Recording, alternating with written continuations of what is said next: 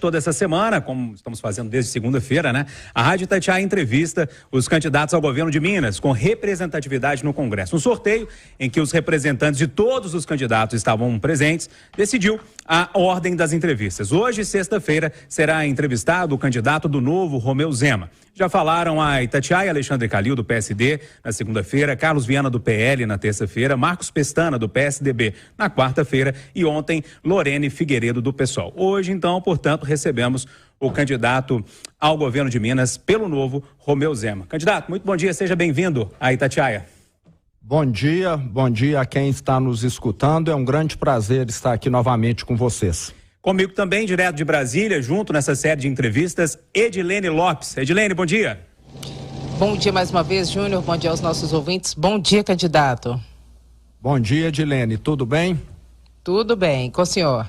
Tudo ótimo. Candidato, sem mais delongas, a gente já começa então a nossa série de perguntas. E eu começo pelo anel rodoviário. Ou melhor, pelo Rodoanel, que deve ser construído nos próximos anos aqui na região metropolitana. O anel rodoviário é de responsabilidade do DENIT, a gente sabe disso, fica dentro de Belo Horizonte, mas é fiscalizado pelo governo do estado. Enfim, é uma terra ali meio de ninguém. A tentativa de solução foi o Rodoanel, inclusive Rodoanel proposto pelo governo do senhor. Mas uma polêmica tomou conta da obra, né? E já tem alguns meses que a gente está nessa polêmica. Todos os 4 candidatos entrevistados até agora, Calil, Viana, Pestana e Lorene, disseram que vão rever esse projeto do Rodoanel. E com o senhor, mesmo com toda essa polêmica, a construção dessa obra, a construção do Rodoanel, continua? Bom, primeiro nós temos de lembrar que todos os candidatos nunca mencionaram que eu faço nada certo. Acho que o povo enxerga. Aqueles que estão querendo o poder pelo poder, me parece que não. Toda a análise do Rodoanel foi feita durante anos. O que nós temos aqui é um projeto que já foi discutido, analisado, reanalisado durante 15 anos. Tivemos audiências públicas, todas as partes puderam se manifestar. Agora, Júnior, num ano de eleição, me parece que está atacando quem é bem avaliado, faz parte do jogo. E o Rodoanel está seguindo todos os critérios técnicos, diversas ações judiciais já foram movidas contra o Rodoanel e todas o Estado ganhou. Então, será que a justiça também está falhando? Talvez para esses candidatos o mundo esteja errado e eles estão certos. E eu não tenho nenhum interesse no Rodoanel.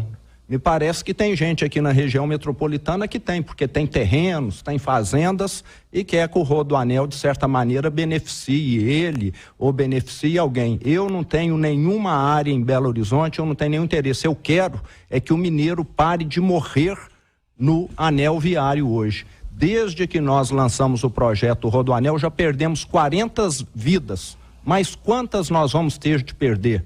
Todo dia tem acidente.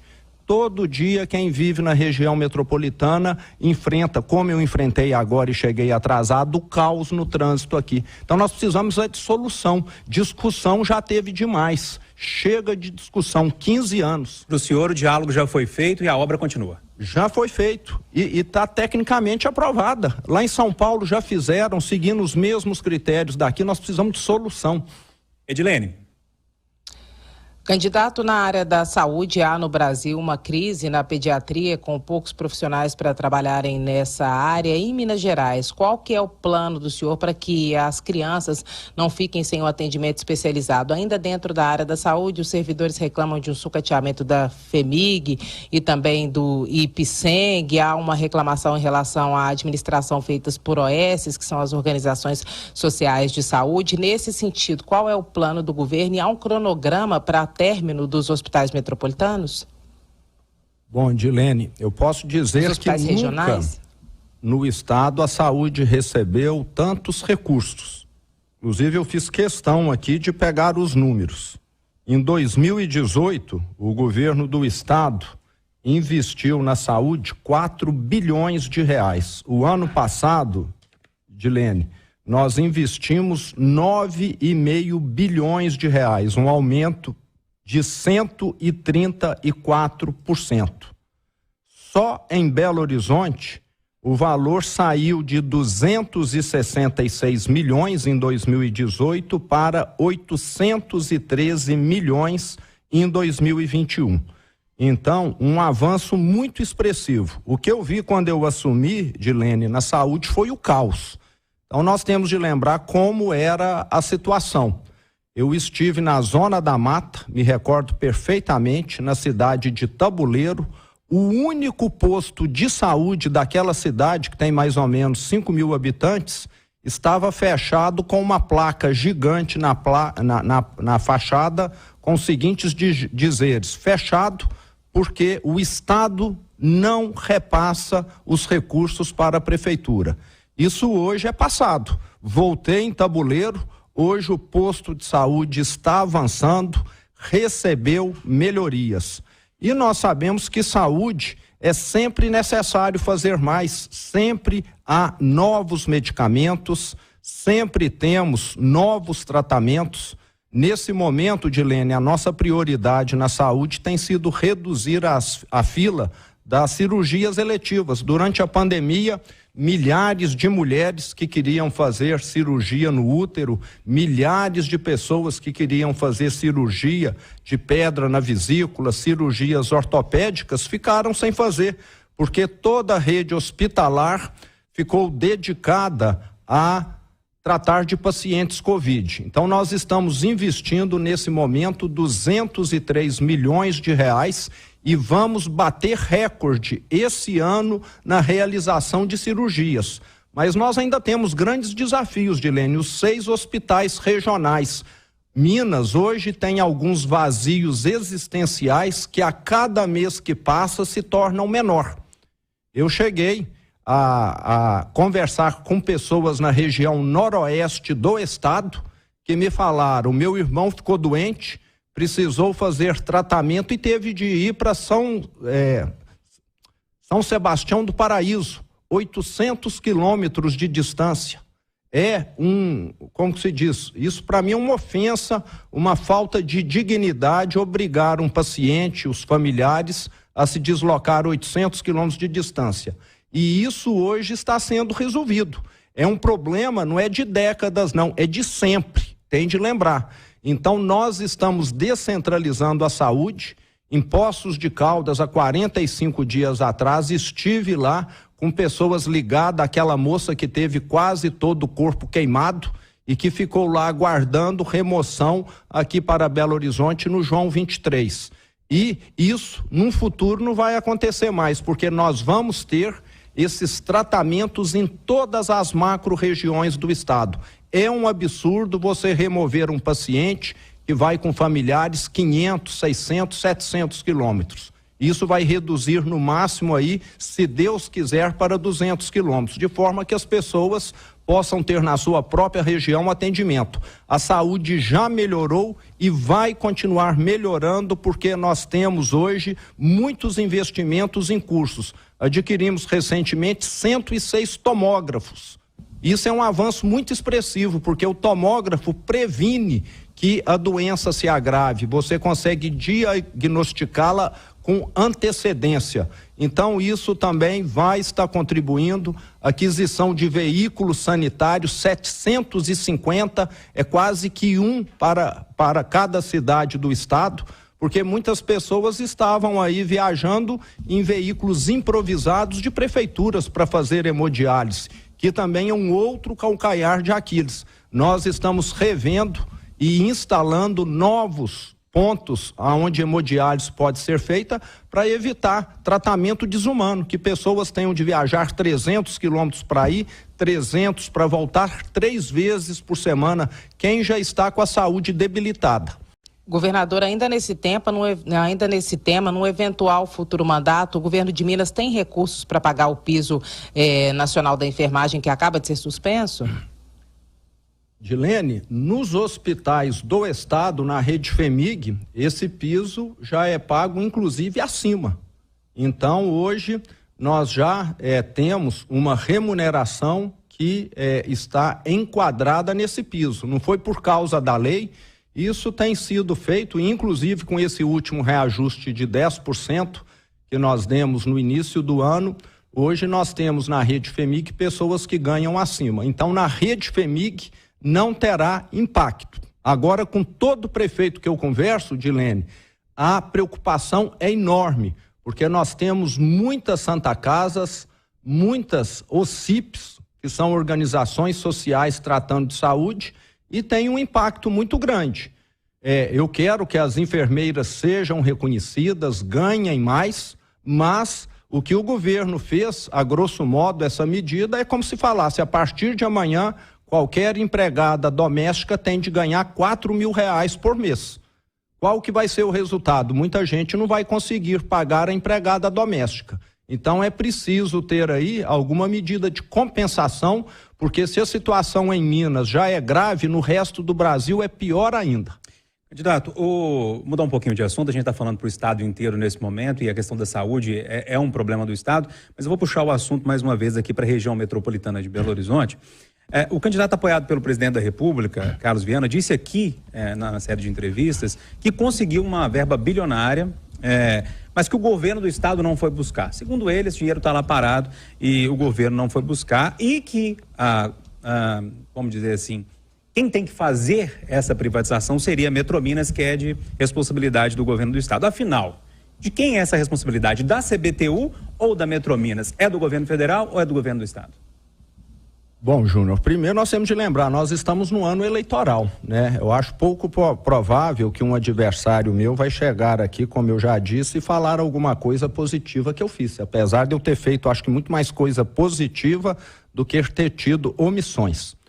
Essa questão da CBTU Metrominas vai funcionar da seguinte maneira: o governo federal já comprometeu a colocar na concessão do metrô aqui de Belo Horizonte 2,8 bilhões e o meu governo, o governo do estado, já se comprometeu a colocar 430 milhões de reais. Isso vai totalizar 3,2 bilhões de reais. E a CBTU fará a concessão.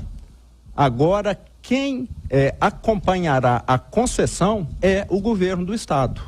Obra metroviária é de responsabilidade do governo. Então, o governo federal está estruturando.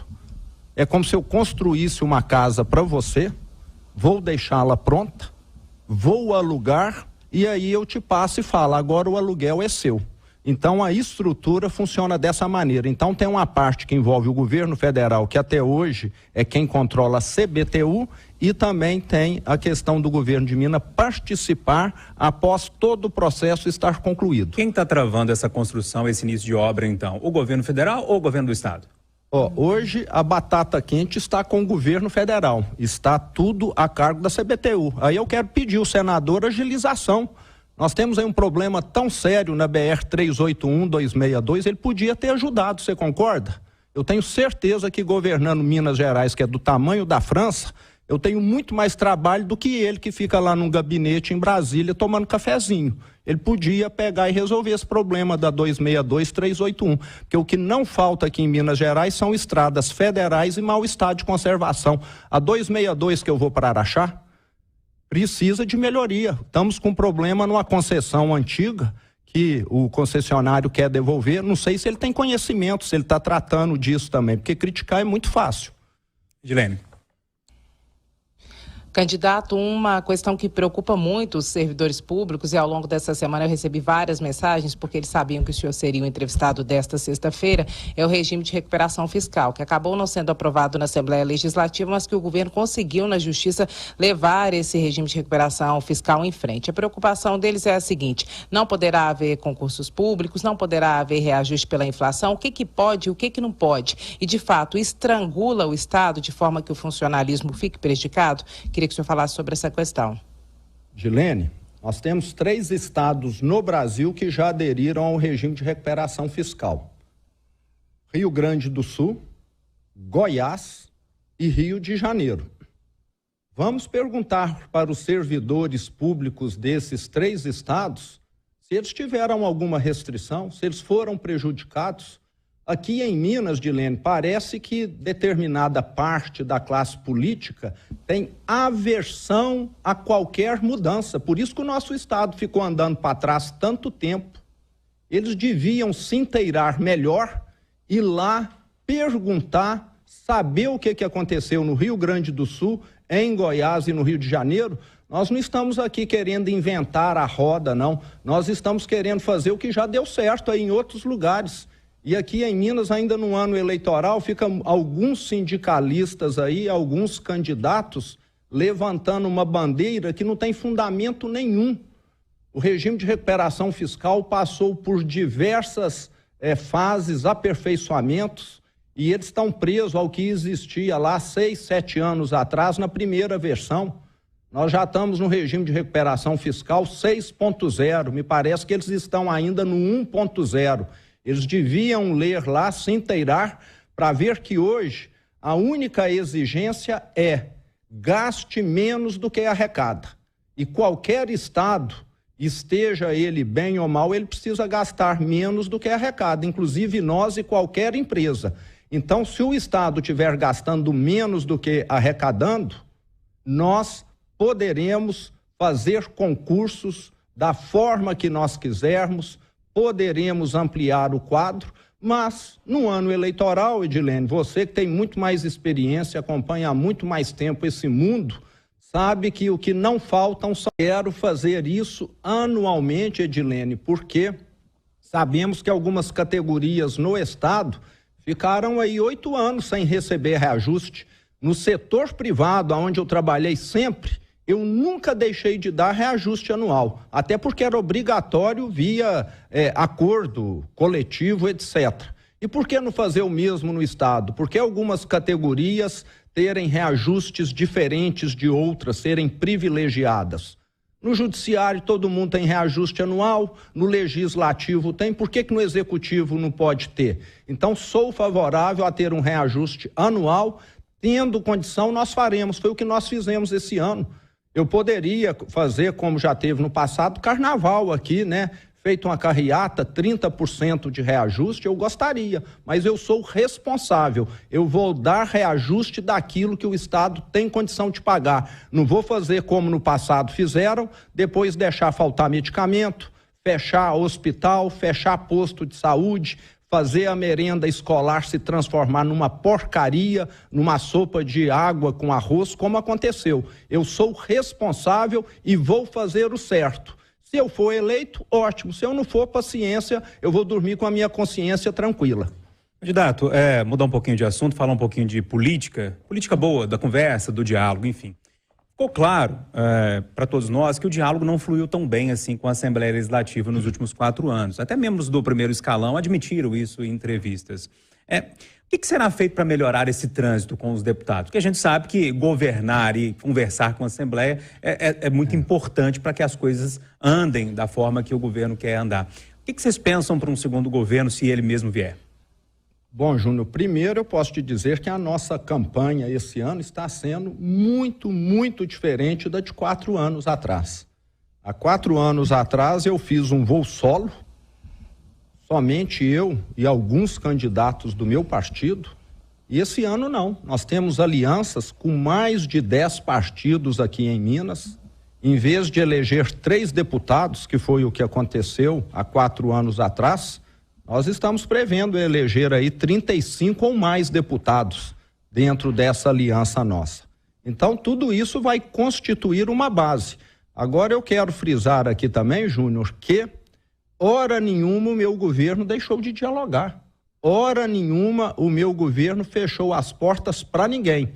O que nós tivemos em Minas Gerais foi uma coincidência infeliz aqui na Assembleia Legislativa, que você, Edilene, e muitos ouvintes aqui acompanharam.